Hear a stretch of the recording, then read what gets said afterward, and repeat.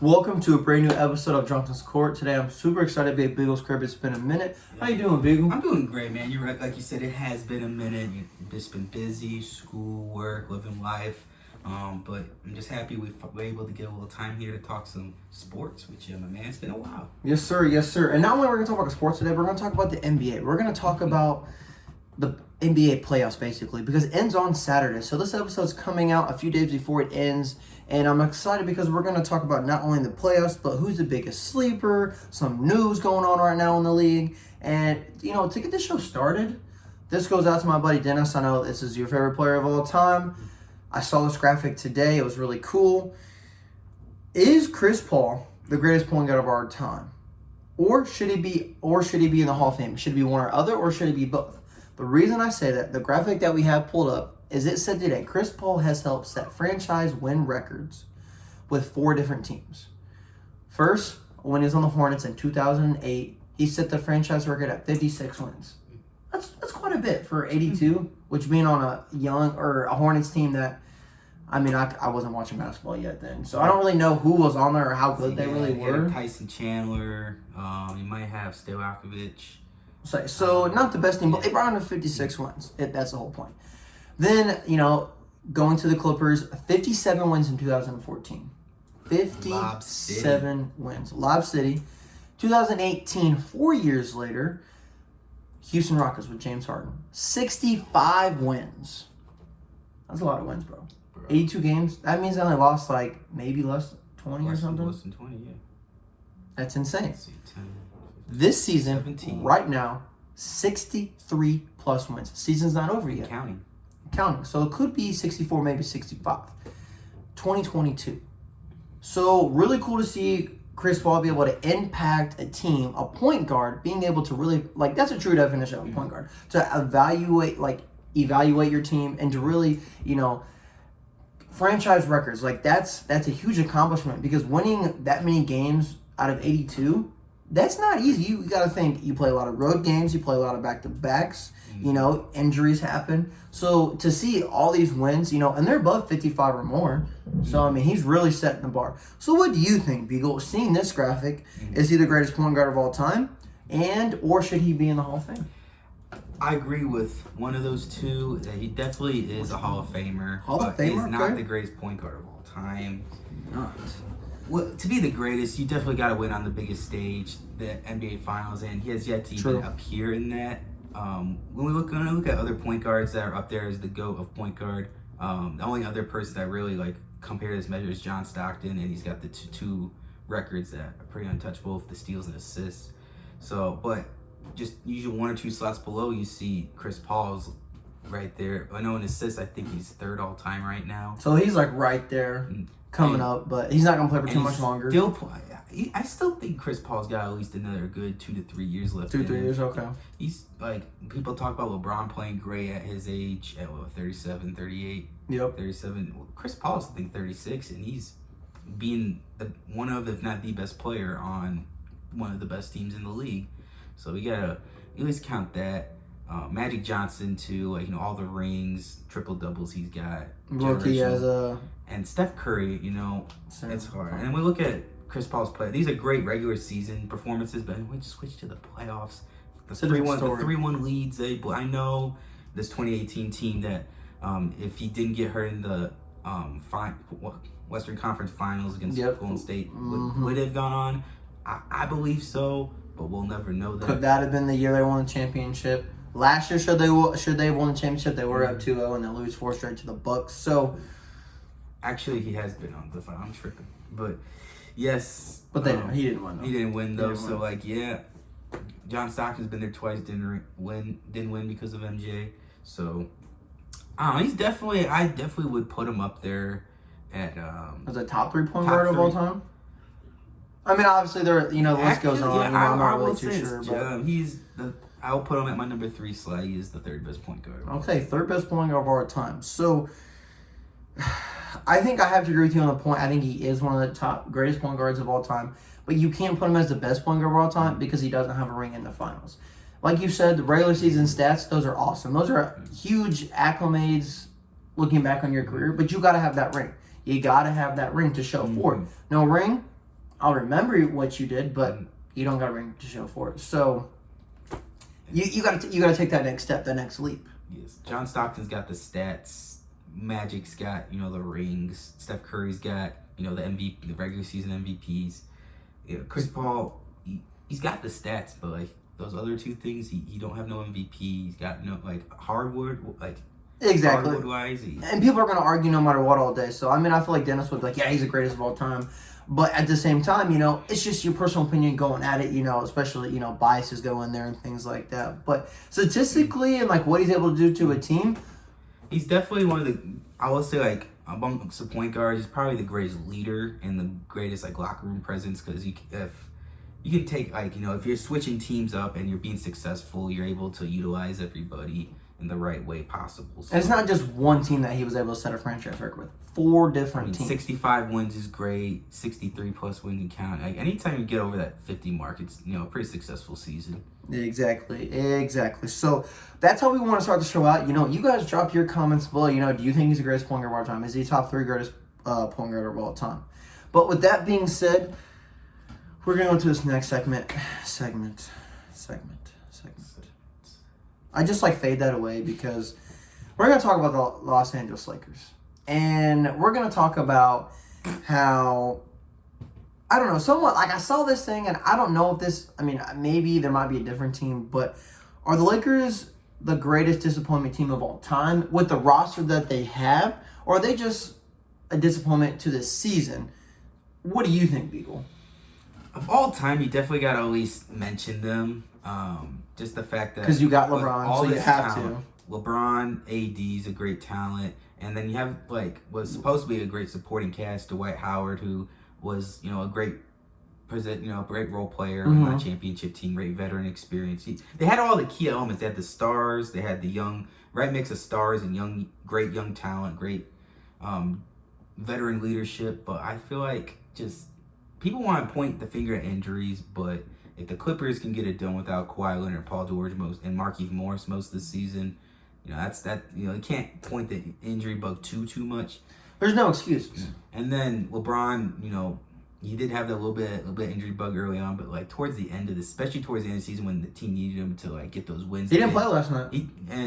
It seems like he's just chilling. He just kind of gave up on the season. How do you not play in a play-in game? To get into the play-in tournament, you don't play. This season just seems like LeBron's just been selfish. He's always been caring about even if you look across his other stats, there's been a lot of games where he's got low rebound and assist numbers, and he's just trying to score. He's going for that scoring title. Honestly, he might get, he may not. There's him, Giannis, and Joel Embiid, so they're right there. I think Joel Embiid just took it over the other day, or maybe Giannis, one of the two. But no, I agree, man. With I don't know if they're the most disappointing team of all time with the roster they have. Yes, injuries do happen. That's a part of the sport. But you can't just blame injuries for the season. You can't blame it all on AD. Yes, I think they need to move on from AD. Some people may disagree, but he is injury prone, don't get me wrong. So ship him out, find someone else. Do what you need to do. Get DeRozan. I don't know what you need to do. I will actually bring that up later. But, Russell Westbrook, triple-double machine, he's a star. So, you can't just be like, oh, it's AD, LeBron's a star. And like you said, they have the great role play. It felt like they had a good team. And yes, you needed AD to complete it, but at the same time, you still have backup players. You have bench players for a reason. It's a team sport. Yeah, I know what I said earlier in the season that LeBron and Russell Westbrook have pretty similar still. They're most effective when the ball is in their hands. They're ball dominant players. When Russell Westbrook doesn't have the ball, his effectiveness goes way down because he can't really shoot. So that kind of just only opens up to cutting. And yeah, you can only do so much. LeBron, though he can shoot, he's not like Steph Curry who's always hustling around the court. When you don't have the ball, he does chill, relax kind of bit and relies others to open up cutting lanes for him to get some passes.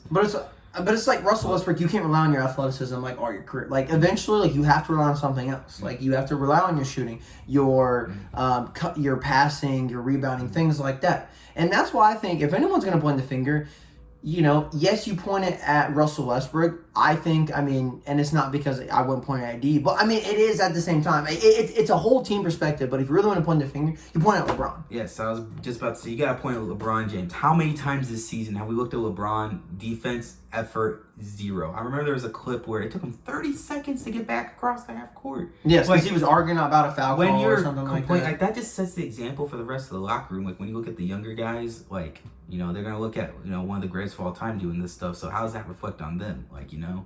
And then, you know, people want to pull the age factor with Carmelo Anthony being, but, you know, he's had one of his better shooting years. Yeah. He's being productive, so, like, you can't really point the finger at Melo. People want to say age, but, like, Michael Jordan won his final ring when he, or, you know, won the Bulls. They were all in their upper 30s. Yeah, so like, you can't point the age too much either. No, you can't. And, yes, it's disappointing, and, you know, Lakers miss the playoffs, but at the end of the day, okay, you miss the playoffs, like, all right, let's move on. Let's see what we need to do for next season. If that's ship AD, if that's ship Russell, whatever it is. And the reason I say that is because we heard rumors. We heard from Magic Johnson himself, because he's not that president of the Lakers anymore, so he can talk all that he wants because he can't get in trouble for it anymore. But he said that the Lakers could have got DeMar DeRozan. DeMar DeRozan wanted to go to the Lakers. He's from LA. Wanted to go home. Like, he wanted to go to that area, but LeBron said, the GM said no. No. He wanted Russell Westbrook over. Now, it's kind of hard. I didn't like the move in the beginning of the offseason anyways, and that was just me. I thought that was a horrible pickup. You know, I thought we should have got Kyle Lowry. I would rather have that point guard than Russell Westbrook because he, you know, space the floor and things like that. But with DeRozan, would he be having a great MVP? I mean, earlier in the season, I feel like he should have been MVP. I mean, people are just playing. Yeah, he dropped off a little bit. People are playing great, so it's phenomenal. It's hard to, like, really pick an MVP, you know, with everyone going off. But, you know, would he be as good on the Suns? You know, would it be? I mean, I think it's a LeBron effect. I mean, either you play good or you play well with LeBron when you're on his team. And I don't know. I just don't think Russell Westbrook was the move. But, I mean, if there's one thing you could change and maybe why they're not the most disappointing team of all time for this season, what would it have been for you? What, the most disappointing team? Or what would you have changed so that maybe they made the playoffs? This season? Or they wouldn't be in this conversation. First, I wouldn't have got Russell Westbrook. I would have got the banana boat together and got Chris Paul. They should have pulled more for him. Yes, and I feel like they didn't really, like, they wanted him, but they didn't pursue him that much. I would have gotten him or try to go get Damian Lillard out from there, like something around there, because they still had Kyle Kuzma to trade. They had some pieces to trade. So, like, I feel like they could have maybe got Dame out. But now the Lakers, you know, they're pick hungry right now because they, you know, the picks they got from AD have already been drafted. And things like that, yeah. So, like, you know, they're kind of running out of, like, time right here. Basically, I would have not signed Russell Westbrook, would have let Alex Caruso go. He was a big part of their championship team. No, 100%. Making a big impact on the Bulls. On the Bulls, right yeah, now. exactly. So I feel like those were the two, like, main factors right there. But, you know, he said, she said, all this type of bull crap. It doesn't matter. At the end of the day, Lakers aren't making the playoffs. And that's okay. They'll move on and see what they need to do to make it next season. But that's why we love NBA, because anything can happen every single year.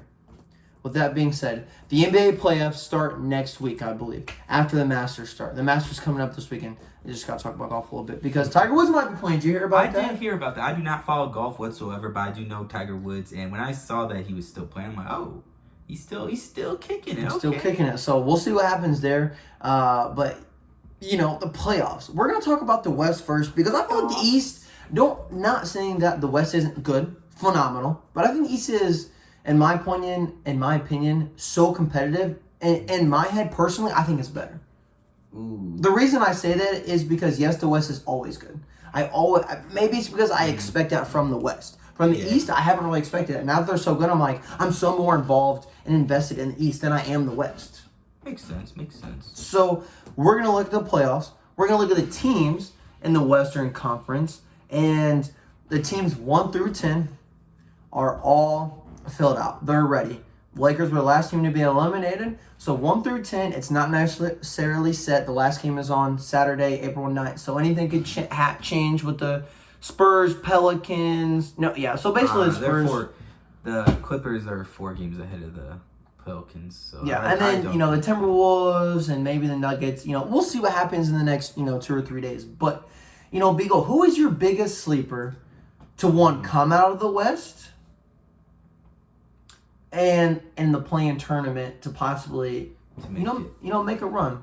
So this is the second year of them doing this tournament, and no 9th or 10th seed has made the playoffs out of this, made no effect. But I think that this Pelicans team has a chance to be that first 9th or 10th seed to make it. I really believe they can. They've been playing fire since they got CJ McCollum, and he's a bucket. I love that. Have you seen Zion Williams practice dunks, dude? I have been. Man is healthy. He can play. Are they gonna let him play if they make it, or if they don't? I feel like they're giving him the Ben Simmons treatment, where it's like he could have played, but he took the rest of the season off. I mean, granted, the Sixers weren't. They were still crappy. Trust the process, Sixers. Yeah, but I feel like they're giving him that similar treatment. I feel like if they do make the playoffs, they might bring Zion in or give him some minutes or something. Something like that, coming off the bench. But they've been playing great. They were sitting at that 12th, 13th seed before this, and then they got that trade and just been clicking. So I really think that they might have a chance. It kind of saddens me to see the T-Wolves drop down that 7th seed. But if they were to move on, they would have to go through either the Clippers or the T-Wolves. I know Paul George is back for the Clippers, so that might pose a threat. I don't know what the status on Kawhi Leonard is because I saw some. No one really knows. No one ever with Kawhi's health. No one ever knows. No, is he healthy or not? Who knows? And I've seen some reports that say he might come back for the playoffs. If they make the playoffs, I don't know. I just want to see what Kawhi and them can do, but I think the Pelicans. I'm gonna say now Pelicans will be the first 9th seed to make the playoffs. I'm gonna call it. Pelicans will be the first 9th seed. Okay, so they're kind of your playing maybe sleeper team. Is there a sleeper team you see in the top 1 through 5 possibly to make it pretty far? Yes. Is there a sleeper in there? And I feel like I know you're big. I'm gonna go with the Grizzlies. You're going with the Grizzlies. Going with Ja Morant. Yes, all right. This opens it up wide open. Steph Curry going out for the year with his injury. Is he out for a year? Or is he? He might play the playoffs. Well, okay. They said maybe. Curry being now, that opens the West wide open for the Warriors because Clay can't do it by himself. I'm gonna go with the Grizzlies this one. I know Ja Morant's been playing angry with the MVP disrespect, and they can win without him. Oh, they're 22-3 or something without him. So it's a phenomenal stat. But they're even better with him. So it's just I feel like the Grizzlies have that great depth, well-rounded team. I feel like they definitely could be the team for the sleeper. I love that, honestly. I really do. I really, really do. So I'm gonna do my play-in tournament team. Oh man. I gotta go with the Pelicans too, man. I was an AD fan when he was on the Pelicans. So and I'm a CJ McCollum fan, and I've been saying for a couple years now, trade Dame, keep CJ. But they said, hey, see CJ, keep Dame. So that's okay. You're playing with Brandon Ingram, bro. You're playing with Valanciunas. Hopefully Zion comes and plays and whatnot. But I love that. I love that trade. I really do. And when Zion comes into the picture, it's like that team, when fully healthy, this team could be pretty good. Give them a couple more support players on the bench. And maybe if they don't make it this year, yes, give them another year. But that's okay. Trades do affect everything. Team chemistry, minutes, ball handling, everything like that. But I think the Pelicans are a sleeper team as well to come out of the play-in tournament, and that makes me super excited because I like Brandon Ingram. Mm-hmm. I like that guy. He's good. So, like you said, they're a hungry team. They're a dog team, and I like it. I like it a lot. The team that I think is going to be the sleeper, 1 through 5. You're probably going to disagree with me here, Biggs, and a lot of people are probably going to disagree with me here. Let's see it. I'm going with Utah Jazz. I know a lot of people say they're a regular season team. Don't get me wrong. I see that, and I understand why. But I feel like if they're there, they have the team, they have the depth. They've kept basically the same players. The only player that is not going to play in the playoffs is Joe Ingles because he tore his ACL. So he's really the only player.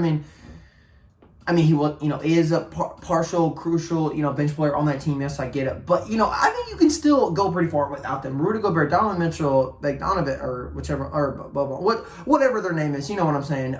Jordan Clarkson, Rudy Gay. There's a squad, bro. There's a team there. And I think that's why the Pelicans can go, the Jazz can go pretty far as well. I think they can, should obviously make past the first round. And if they, let's see. Mavericks. Oh, you can beat the Mavericks. Okay, I gotta ask you this then. Luka Doncic has yet to get out the first round of his career, back-to-back first-round L's, both to the Clippers. Do you think this is the year he gets out the first No, round? I don't, because there's not a supporting cast around him. You traded, yes, I understand you traded Kristaps Porzingis because, I mean, you just, he's got hurt, you just wasn't really vibing with him. So you got Spencer Dinwiddie. I like Spencer Dinwiddie. He's pretty good, don't get me wrong. He's been playing good with them. But yeah, it's two guards. I mean, yeah, I feel like you need a big man, like, Donovan Mitchell with Rudy Gobert, like, you need something else, because Luka's ball dominant, he takes 30 shots per game, I feel like, he's always gonna have the ball, so you gotta have someone in the paint or, something like that, and, I don't think Spencer Dinwiddie is gonna be your answer, so I don't see him coming out of the first round, and yes, that sucks to say, because I do like Luka a lot, but no, they don't have the supporting cast around him enough yet, so no.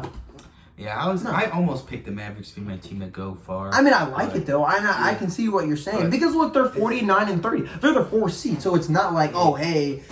And there was a point they were down to like that 7th or 6th seed, so they were able to. And I think they climbed up to they did climb up to that 3rd seed for a second. They did right before Steph got hurt. So they still could be the 3rd seed and then play the Nuggets. Yeah, right. So they're divided by one game, so they could come up there if they face the Nuggets. Ooh, man, I feel like if they beat the Nuggets in the first round, I feel like that really hurts the Jokic's MVP. Yeah, I know they don't usually count playoffs and do it, but I know they don't, but they do. We all know it. So no, I agree. Because he's coming off winning the MVP last year, so I mean that would really hurt him, and he probably wouldn't get it. But we're gonna get the MVP talks later because the MVP talks have been crazy this year. We want to know your opinions in the comment section below. But no, we're going to the Eastern Conference Finals. I said Eastern Conference Finals. We're not there yet. Playoffs haven't started yet, but we're going to the Eastern Conference. Man, this is phenomenal, bro. I love it. Yes, the Pacers are 13th. Rebuild. We're not going to talk about them today. So, everybody right here. 1 through 8. Heat being 1st seed. The Hornets being the 10th seed. Who's your sleeper to come out of the play-in tournament? Oh, I like this play-in tournament. That's what I'm saying, bro. It's phenomenal basketball going to be played, bro. The Raptors are surprising me, dude. I did not know they were at the 5th stake. They were down there for a minute there, and the Hornets, they just slipped it. They choked it away. Crypto, where'd you come from? We got Crypto. You guys see Crypto right there? Crypto's in here. Say hi, boy. Hi, Crypto. He says, they beat that kid. But no, you're right. The Raptors were. I couldn't believe that they're there. But 7 through the 10 seed. Tell me, bro, because Cavaliers, the Nets, the Hawks, the Hornets, bro. What is? I want to see because I always think the Cavaliers could go far in this tournament, but that's what I thought. Man, they're gonna be playing the Nets. Actually, no, the 9th and 10th seed are pretty. Those last 3 seeds, that 8 through 10, they're all divided by 1 game, so that could very much change up right there. I want to see the Hornets make the playoffs because whoever ends between the 7th and 8th seed is automatically in as the 7th seed. Yeah. So, at the. I don't think KD's gonna let that happen. Like, I know the Nets are out. They're not gonna have Ben Simmons, so. But Kyrie's been playing phenomenal, bro. 40-point games here, left and right. Man, I mean, he hasn't played a lot of the season, so I mean, you're well rested, but still. But what? Okay, it's super hard, guys. Like, we're not doing this just because we want to do this. It's so hard to pick, Beagle. But what is your decision? Who's your sleeper to come out? Who's coming out this? 7 through 10. Who's that sleeper? Man, I feel like this is just gonna be another. I feel like the Nets might be that sleeper team because the Nets are gonna be They could be the. It's weird because we're not used to seeing Kevin Durant be this low of a seed. No, but nothing you can't never count him out. And they had James Harden earlier in the year. They didn't have Kyrie. Now they got Kyrie, and then they don't have James Harden anymore, and things like that. So it's like, are they going to be the most lethal 7th or 8th seed of all time? They could be, man. It's going to be interesting. I can't wait to see his playing tournament, but give me the Nets. Give him the Nets. Now 1 through 5. Who's your sleeper there? The Heat are number 1 seed, so you can't tell me that even though they're the number 1 seed, that they're still not a sleeper. Wow. You still can't tell me that. Yeah. Wow, this is just so well balanced, top to bottom. Is this just not phenomenal? We talked about the Western Conference, but look at the Eastern Conference. Are we just not so much more invested into what we're talking about here? Look at it, Beagle. I really wanted to say the Bulls, but now Lonzo Ball's out for a year. I kind of like, if we make it out the first round, I'll just be happy. No, I'm happy with where I we're at agree right with that. now. I understand. Injuries did, really play the Bulls, which he was really he was sucks. the head of our team too. He was able to set everybody up and just would always lock down the point guard. So, but now, Kobe White's defense is not the best. Not Lonzo Ball, and he does not distribute like Lonzo. Who is gonna be?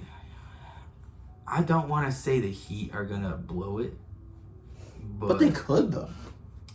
Let's say that they maybe might. the 76ers. The 76ers. Beagles going with 76ers. I feel like Joel Embiid's on a mission this year after a heartbreak of the Kawhi Leonard shot, and then last year just getting beat.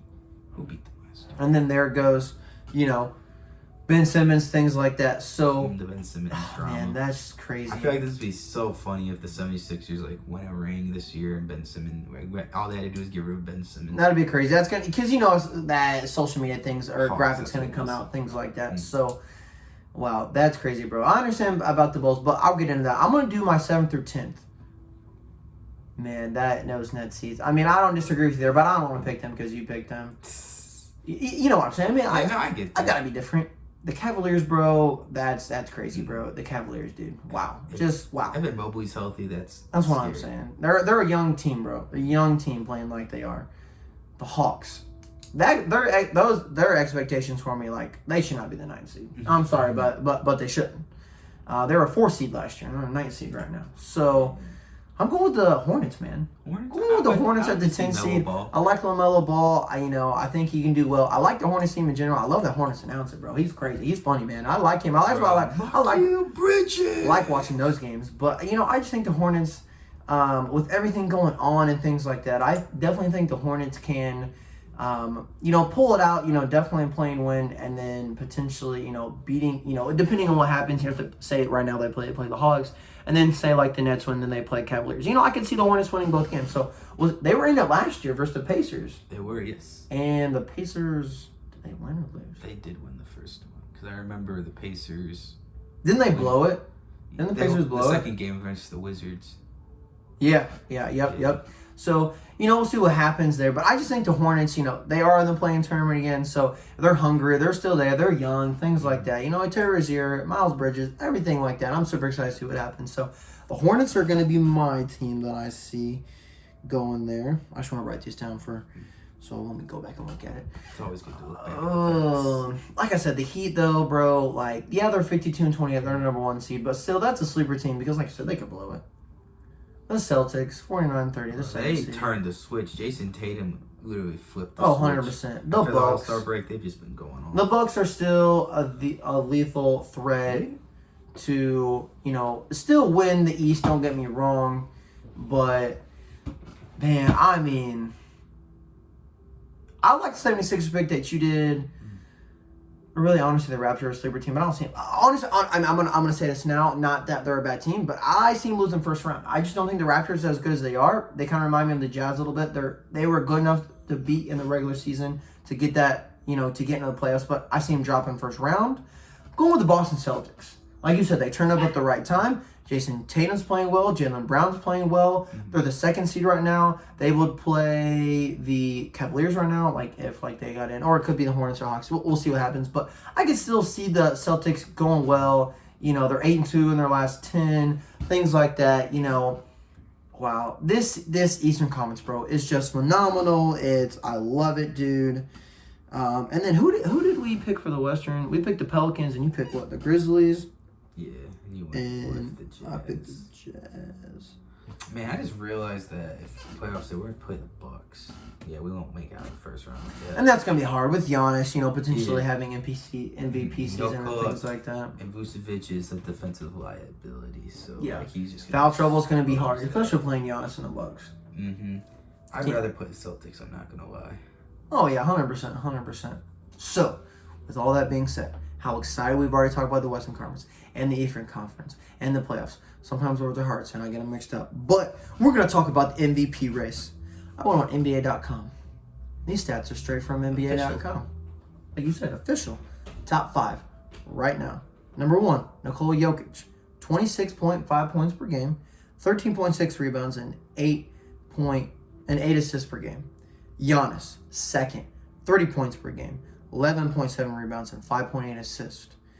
Joel Embiid, third, 30 points per game, 11.5 rebounds, 4.2 assists per game. Jason Tatum, fourth. They're the second seed. Keep that in mind of where they sit. Second seed, Jason Tatum. Giannis, second. Bucks are third. Joel Embiid, third, sitting in the 4th seed. Jokic is the 6th seed. Is the 6th seed in the West. Jason Tatum, 27 points per game, 8 rebounds per game, 4.3 assists. Devin Booker, riding at the top 5, 26.4 points per game, 5 rebounds, and 4.9 assists. That's the top 5 for you. But I just want to give the last like kind of 3 after that. 6 is Luka, 7th is DeMar DeRozan, and 8th is John Morant. John Morant, hadn't been playing a little bit, so I see why he fell. I see why DeRozan fell and Luka fell. But this is just a phenomenal MVP race and things and what's going on. Beagle, who's your MVP? Hold on. Who's your MVP? If your MVP doesn't win, who's that sleeper that you could see winning? All right, so I have Joel Embiid. When you're leading the league in scoring, they're 4th seed, flirting with that 3rd seed. So like he's got the stats to back it up. Yes, he does. I don't know why Nikola Jokic is in first place. I don't know why he's in first place right now. I'm not gonna lie. I mean, yes, I guess he's the closest to a triple-double with that 8 assists per game, but they're 6th in the West, though. Yes, they're not translating. I know Gary. I mean, they are playing with their best player, Jamal. Jamal Murray's been out for a while. Yes, Jokic is the better player, but Jamal Murray's a dog. So, I mean, Jokic has been doing all the carrying, but... Dude, I did not know Jason Tatum was averaging 27 and 8. That is tough. But yeah, Joel Embiid is definitely my guy to have. Is my sleeper. I will go with Jason Tatum again. Okay, going with Jason Tatum. I like that, bro. Like I said, the MVP race is just heating up. It's crazy in the last 3 days. We'll see what happens. My pick for MVP... Man. As much as it's so hard, and it's like those top 3 are definitely interchangeable in their own ways. No, they are. I definitely have. I've got Giannis. As my MVP just because, yes, they're the 3rd seed right now. Anything could happen in the next 3 games. But he's averaging 30.1 points per game. So he's actually second. So Joel that'd make what, his 3rd MVP? Yeah. MVP? Yeah, that would be his 3rd MVP. 11.7 rebounds, 5.8 assists per game. They're the team to beat. They're the defending champions. Mm-hmm. And Giannis, the MVP, the best player on that team. So that's why I see, Giannis could win it, maybe should win it. But my sleeper is Devin Booker. I know a lot of people haven't really talked about it. Yeah, you've seen on First Take, talk shows, things like this. A lot of people, Devin Booker's not getting the love that he should be getting. They have the best record in the West, best record in the league at 63-16. Yes, Chris Paul helped him get there, but he was out a lot of games. So Devin Booker's been taking on a load and things like that. Devin Booker's averaging 26.4 points a game, 5-point rebounds, and 4.9 assists. Yeah, those rebounds and assist numbers aren't as good as other players. And yeah, But they're winning. And they're the number 1 seed. So why is he not in that conversation? Why is he not there? You know what I'm saying? You're the number 1 seed overall. Like, how do you... I guess I say, why do you not give it to him because they're the number 1 seed? So you take Devin Booker off that team. The Suns are not a number 1 seed. But at the same time, you take Giannis off that team. They don't look like where they are. Jokic don't look like they are. Joel Embiid don't look like it. Just him don't look like it. So that's why they're all in the MVP conversation, because they are their most valuable player to each team. And that's what makes it so hard to vote on who should win it. This also opens up how great the foreign market is for players and stuff that have translated into the NBA and just become stars. Because all of them, they're 4 or 5, a 3. Devin Booker's are 2. Yeah. That's so crazy. Wow. A lot of good scouting is going to be going into other countries. It is, and it's like I said, it's just sad because there can only be 1 MVP. But honestly, if we're being statistical, it should go to someone on the top 3 teams. That's just how it should work. You fought the regular season to be in the top 3, and out of the West, between the players that are here, Jokic, they're 6th. Devin Booker and the Suns, they're 1st. So Devin Booker rightly should get it. I can't speak. Sorry, guys. And then in the East, the Heat are number 1, but they don't have anybody in contention, for MVP. Boston Celtics, Jason Tatum. The Bucks, the 76ers. So that one's a little bit harder to see because of the second, third, and fourth. But what do you think? Do you think they should go to a team that's 3 or higher, or does it matter? I don't think it should really. Obviously, winning does have to play a factor into it. Like we said with the Nikola Jokic situation, where he's down in the 6th seed. But I feel like fitting that criteria of winning plus stats, I feel like Giannis would be the best fit for this. He has the best, 30 points per game, second, third in the league. He's averaging a double-double plus almost 6 assists per game. We're not even looking at his blocks or steals. He's probably one of the front runners for defense. No, yeah, that's probably true too. So it's I feel like if you're gonna do the stats plus winning, I feel like we gotta go with Giannis. Giannis, okay. But I still think we need to give it to Joel Embiid. Joel Embiid, trust the process as he finally won the MVP. Process is not complete till they win that ring. Well, no, that's true. But this is just. I guess this is one part of the process. Be the first MVP in Philly since AI. Wow, that'd be cool. So, wow, guys. That wraps up Johnson's Court, guys. That is amazing. This is NBA basketball at its finest.